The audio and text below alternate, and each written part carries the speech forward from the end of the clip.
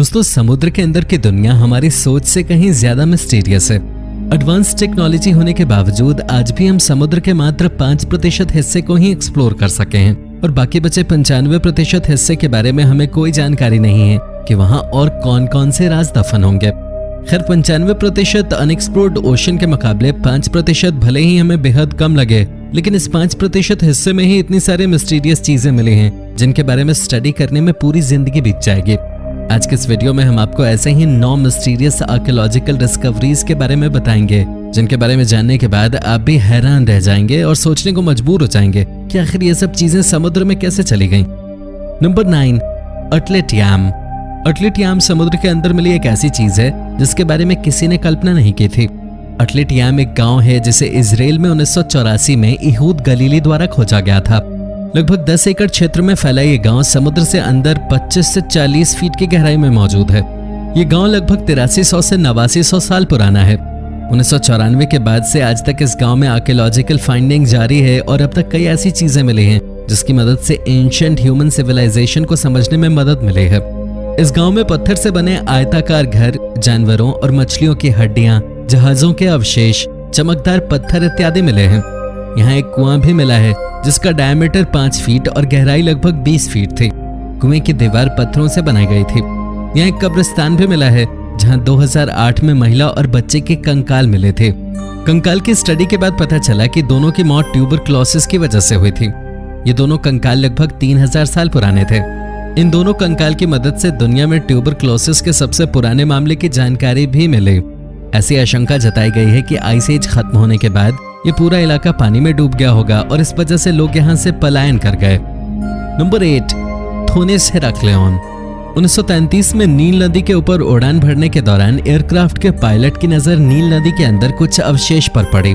उस पायलट ने आर्कियोलॉजिस्ट से इस बारे में बात की और जब कुछ डाइवर्स नील नदी की गहराई में उस जगह तक गए तब उन्हें कई चीजें मिली। हालांकि उस समय टेक्नोलॉजी ज्यादा एडवांस न होने के कारण थोड़ी बहुत डिस्कवरी ही की जा सके और उस जगह के बारे में ज्यादा जानकारी नहीं मिल सके।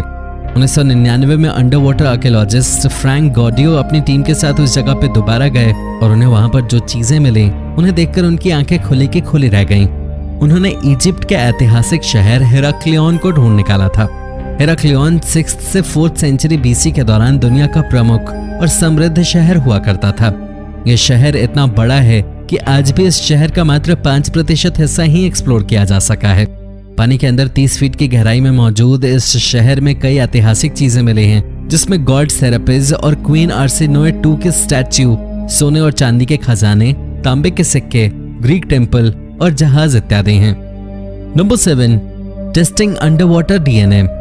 ओशनोग्राफर ब्रेंडन फोली ने ग्रीस के कियोस आइलैंड के पास 2400 साल पुराने एक जहाज के अवशेष को ढूंढा। उन्होंने एक अंडर वाटर व्हीकल की मदद से इस जहाज के अवशेष की तलाशी ली। इस दौरान उन्हें कई चीजें दिखी पर वो उनमें से किसी भी चीज की पहचान नहीं कर सके। उन्होंने जेनेटिसिस्ट मारिया हैंसन से इस बारे में बात की। मारिया ने जहाज में मिले सामानों की पहचान के लिए DNA एनालिसिस का सुझाव दिया। फोली पॉट की तरह दिखने वाले उन सामानों को मारिया के पास ले आए और मारिया उन सामानों के DNA एनालिसिस में लग गईं। उन्हें इन सामानों से कई जेनेटिक मटेरियल्स प्राप्त हुए।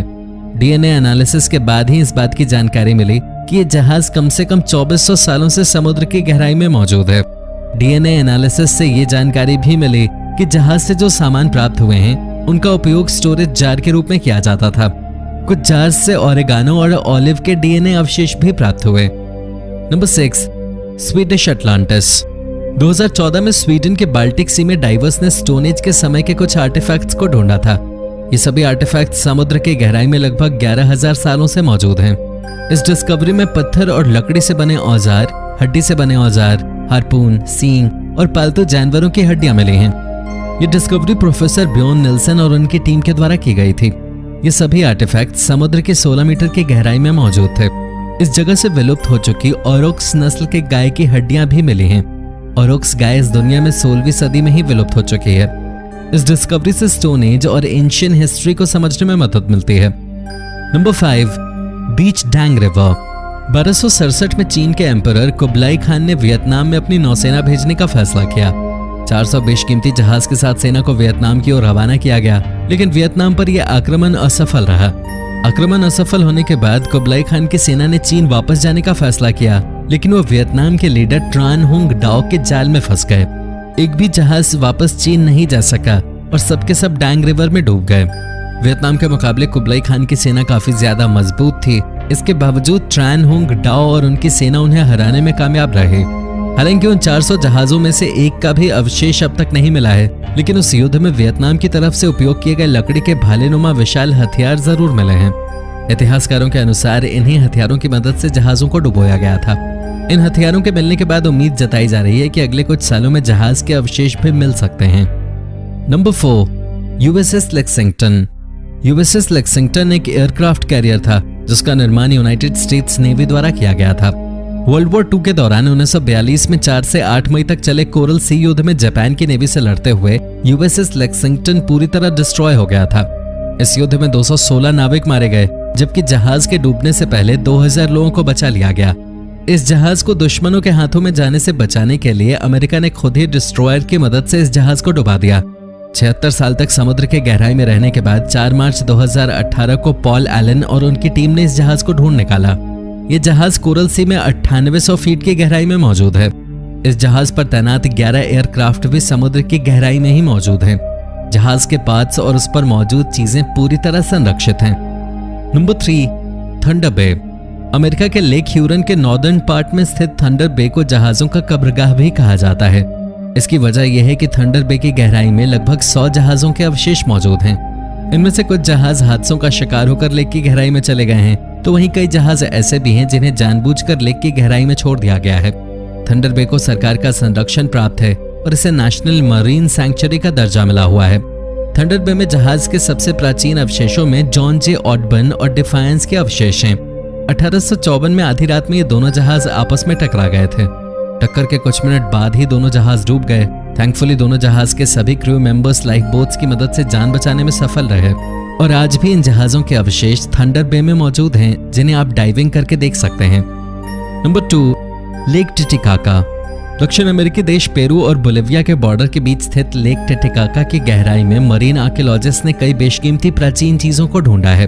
आर्कियोलॉजिस्ट के अनुसार lake Titicaca ancient ceremonial site था। यहाँ पर लोग धार्मिक समारोहों का आयोजन करते थे और फिर जानवरों की बलि चढ़ा उसे लेक टिटिकाका में फेंक देते थे।